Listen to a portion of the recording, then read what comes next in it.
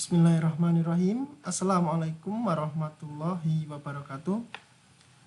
Anak-anak kelas 8 yang dirahmati Allah, alhamdulillahirrahmanirrahim. Pada hari ini kita dipertemukan kembali dalam kegiatan mata pelajaran matematika di SMP Salman Al-Farisi. Sebelum kita masuk ke pelajaran hari ini, mari kita awali dengan berdoa bersama. Mau belajar ya. Ini Ustaz pimpin. Baik, wahid snaini salasa. A'udzu billahi minasyaitonir rajim. Bismillahirrahmanirrahim. Raditu billahi rabba wa bil islami dina wa bi Muhammadin nabiyya wa rasulah. Rabbi zidni ilma warzuqni fahma. Allahumma amin. Baik, anak-anak sekalian,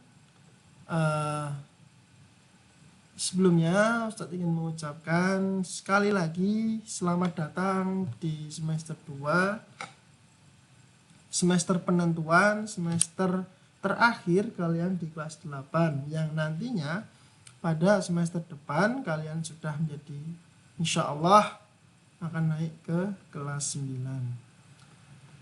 Nah, anak sekalian, pada kesempatan kali ini kita akan masuk ke materi. Jadi ya, kemarin kita sudah pertemuan awal sudah menjelaskan materi-materi apa sih yang akan kalian dapat. Kemudian hari ini kita akan membahas materi pertama dalam pelajaran matematika di semester ini, yaitu tentang apa kemarin? Tentang Pitagoras.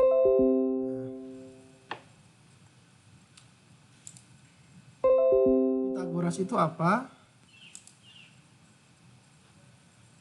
Pitagoras yang seperti kita tahu adalah sebuah segitiga siku-siku ya, biasanya sebuah teorema yang siku-siku, tapi itu secara garis besarnya. Nah, nanti kita akan bahas secara perlahan demi perlahan. Nah, untuk saat ini Ustadz akan memberikan ini peta konsep, peta materi yang akan kita pelajari nanti di bab ini, di bab 6 ya, kita ke bab 6. Jadi nanti kita ini ke bab 6.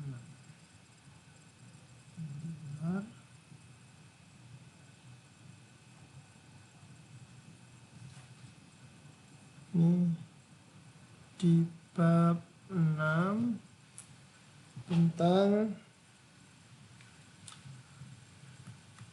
teorema Pitagoras. Nah, ini teorema Pitagoras.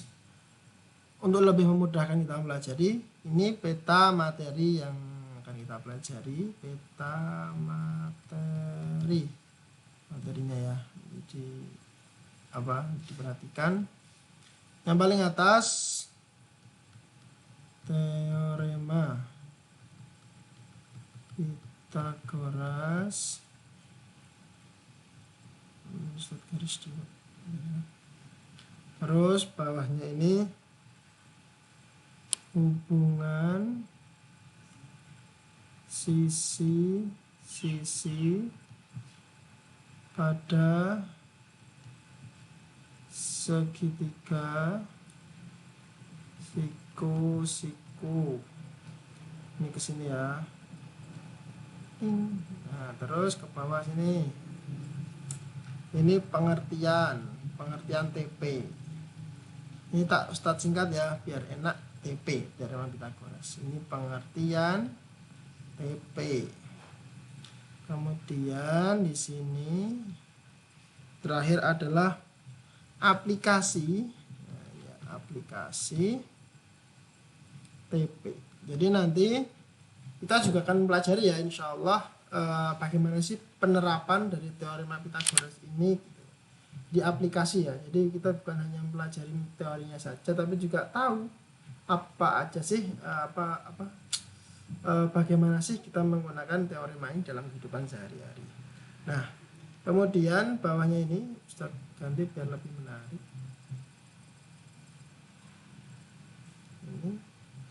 Ini ke bawah sini. Ini prinsip, ada prinsip TP. kemudian triple. Nah ini ya, triple Pitagoras. Juga yang terakhir adalah converse Pitagoras. Nah, karena penjelasannya ya, di prinsip teorema Pitagoras. Prinsip teorema Pitagoras ini nantinya itu dimaksudkan untuk prinsip yang dipakai di Pitagoras itu seperti apa gitu ya. Apa rumusannya seperti itu. Terus untuk triple Pitagoras di sini adalah sekawannya gitu. Jadi kalau misalnya kita bareng teman-teman itu triple gitu, misalnya kan satu grup. Nah, grup-grup angka-angka yang termasuk dalam Pitagoras gitu. Kemudian converse Pitagoras ini adalah di mana kita mengkonversikan gitu ya. Jadi kita mengkonversikan, di konversi ini singkatan dari konversi.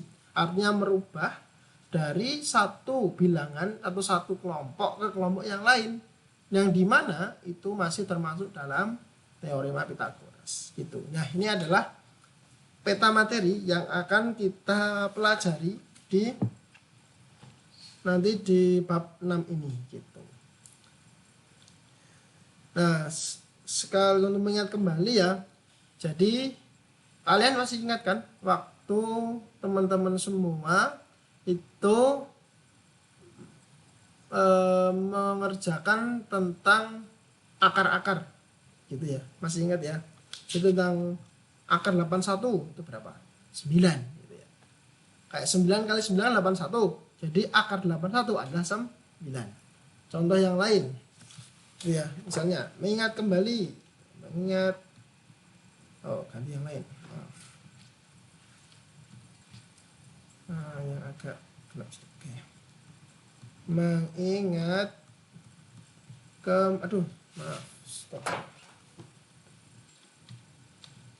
mengingat kembali dulu.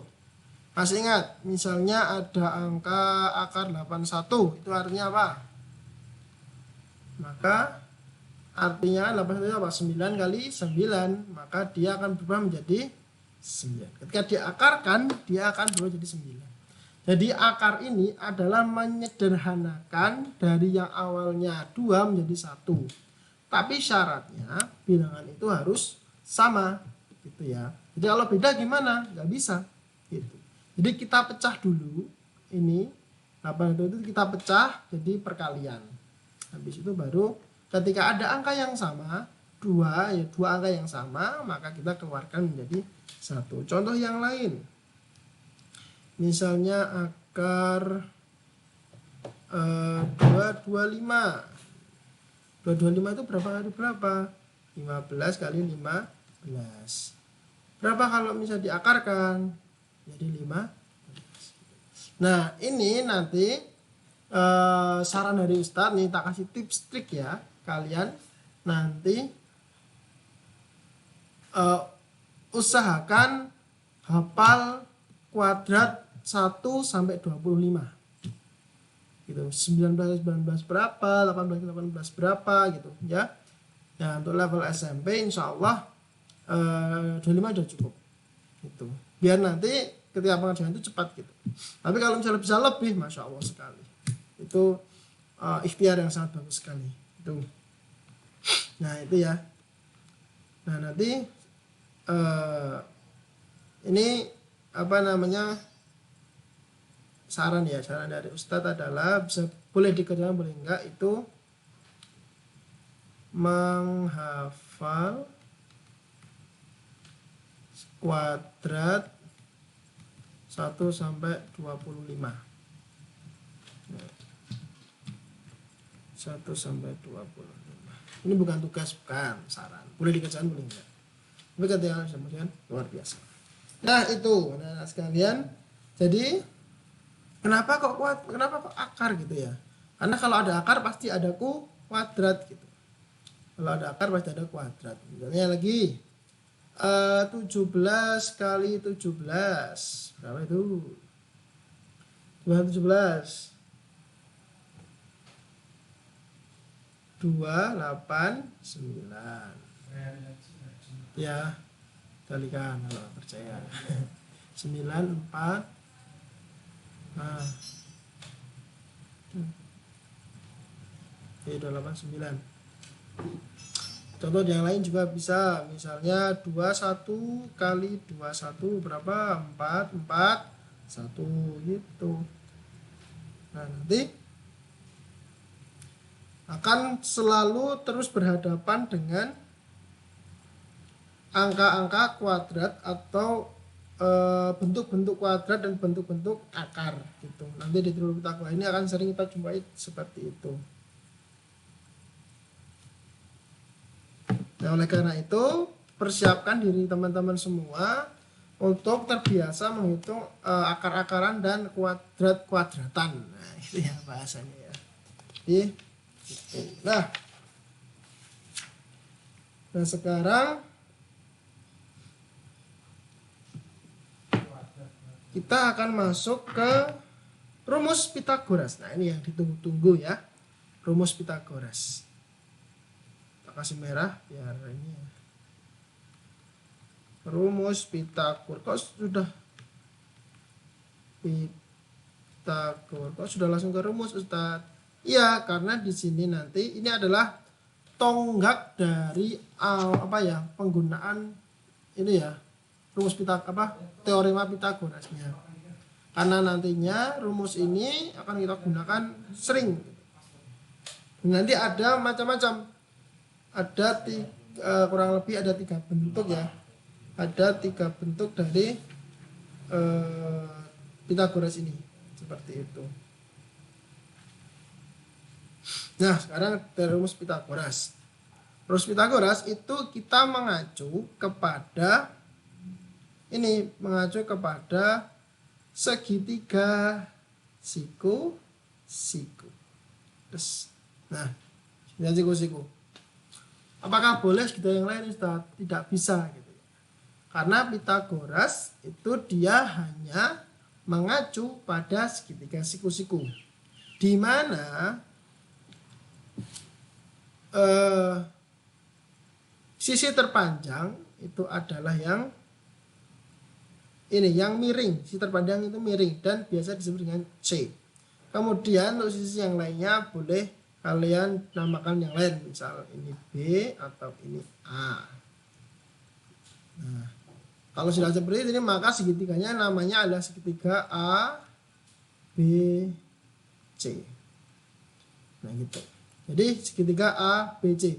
Nama segitiga ABC itu diambil dari nama sudut-sudutnya ya, bukan nama sisi-sisinya. Di nama sudut-sudutnya. Kemudian nama di depan sudut, nama sisi di depan sudut itu adalah huruf kecil dari nama sudutnya. Misalnya A besar, maka nama sudutnya adalah A kecil. Kemudian nama sudutnya B besar, maka nama sisinya adalah B kecil dan yang lain. Dan yang terakhir, untuk nama sisi di depan sudut C besar, maka ini adalah C kecil. Nah, dengan begini kita akan mendapatkan rumus untuk Pitagoras, yaitu adalah, kita tulis kalimatnya dulu ya.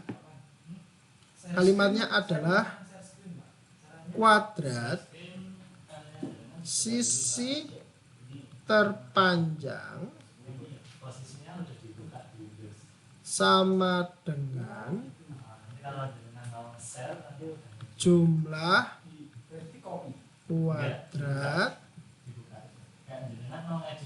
kuadrat sisi yang lain. Nah, kalau dirumuskan adalah C kuadrat sisi terpanjang ya. Jadi C kuadrat sama dengan apa, sama dengannya?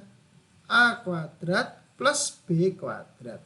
Sama dengan jumlah kuadrat sisi yang lain, maka jumlah kuadrat sisi yang lain. Nah, ini A kuadrat plus B kuadrat. Gitu ya. Maksud dari jumlah kuadrat itu adalah masing-masing sisi itu dikuadratkan dulu gitu ya. Jadi bahasanya seperti itu. Nah, ini sisi miring ini nama lainnya adalah hipotenusa. ya. Hipotenusa gitu ya. Jadi nama lainnya sisi miring adalah jadi nanti kalau ada istilah hipotenusa kalian jangan bingung, itu adalah nama dari sisi yang miring gitu ya. Nah, jadi ini adalah masuk di hubungan ini ya. Ini tak kasih warna hijau. Ini masuk dalam hubungan sisi pada segitiga siku-siku. Nah, itu yang kita bahas tadi di teorema ini. Nah, nanti kita akan kemudian ini ya, pengertian teorema Pythagoras itu adalah ini kuadrat ya. Kuadrat sisi terpanjang ini adalah pengertian TP. Pengertian teorema Pythagoras secara harfiah atau secara bahasa. Itu ketika rumusnya ini dibuat kalimat adalah kuadrat sisi terpanjang sama dengan jumlah kuadrat sisi yang lain. Nah, itu pengertian secara bahasa. Secara kita mengartikan rumus itu menjadi seperti itu. Nah, nanti kita akan juga akan masuk menjadi prinsip, juga ada yang triple, ada yang converse. Ini start kotain dulu. Nah, ini harus kalian pegang kuat-kuat ya, jangan sampai lupa gitu nanti. Nah, jadi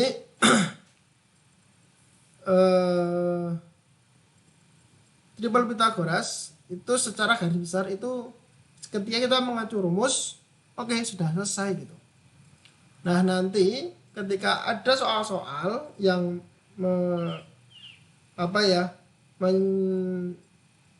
menginstruksikan kalian untuk mengerjakan, maka gunakan rumus ini gitu. Soal Pythagoras ya, yaitu yang berhubungan dengan segitiga siku-siku. Bagaimana tahu itu segitiga siku-siku, Ustaz? Caranya adalah melihat pasti ada simbol ini kayak kotak ini ya, kecil ini pada salah satu sudutnya gitu. Nah, sekarang saya akan memberikan soal ya, kita akan latihan bersama terkait tadi penggunaan rumus ya. Nah, gitu. Saya akan memberikan contoh penggunaan rumusnya.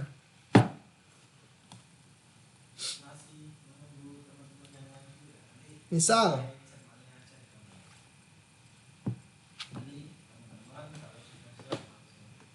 ini dari rumus ini itu kalian bisa ubah-ubah ya.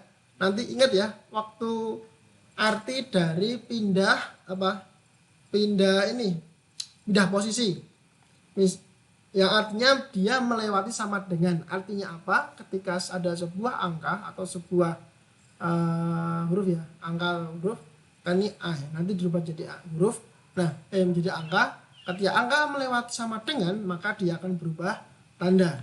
Itu namanya pindah posisi gitu ya. Nah, contoh, ada sebuah segitiga. Segitiganya gini, set. Nah, langsung ini agak sulit karena segitiganya nggak sama kayak tadi. Oke. Misal segitiga PQR. Kemudian ini 6 cm, ini 10 cm. Ini nggak tahu, ini X misalnya. Ini R dengan R kecil. Tadi apa? R kecil ya. Nah, carilah ini R ya, nggak usah kuadrat. Soalnya adalah carilah panjang R. Carilah panjang R.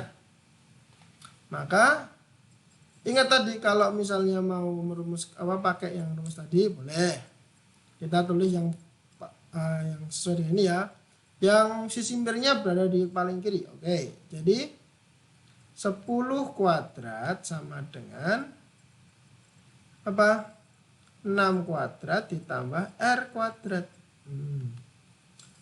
Setelah itu kita kuadratkan. 100 sama dengan 36. dengan R kuadrat. Kalau kita mau nyari R kuadrat harus sendiri, maka kita pindah 36-nya. Pindah tempat berubah tanda ya. Jadi pindah ruas, maaf, namanya pindah ruas. Pindah ruas berubah tanda. Kalau di kiri sama dengan itu namanya ruas kiri, kalau di kanan sama dengan namanya ruas kanan. Nah, maka kita pindah 36-nya. 100 dikurangi 36 sama dengan R kuadrat. 100 kurangi 36 berapa? R kuadrat sama dengan 64. Maka R sama dengan, nah ketika kita R kuadrat, itu ketika kita mau mencari R-nya, itu mengakarkan yang ada di sebelahnya. Yang ada di ruas sebelahnya. Jadi diakarkan. Akar dari 64. Berapa akar dari 64? Nah ini harus hafal ya. Maka R sama dengan 8 cm. Tapi mudah. Itu. Nah itu penggunaan rumus dalam soal. Gitu ya. Aplikasi ini salah satu contoh aplikasi penggunaan rumus di Pitagoras. Kita sudah sedikit menyinggung ke sini ya.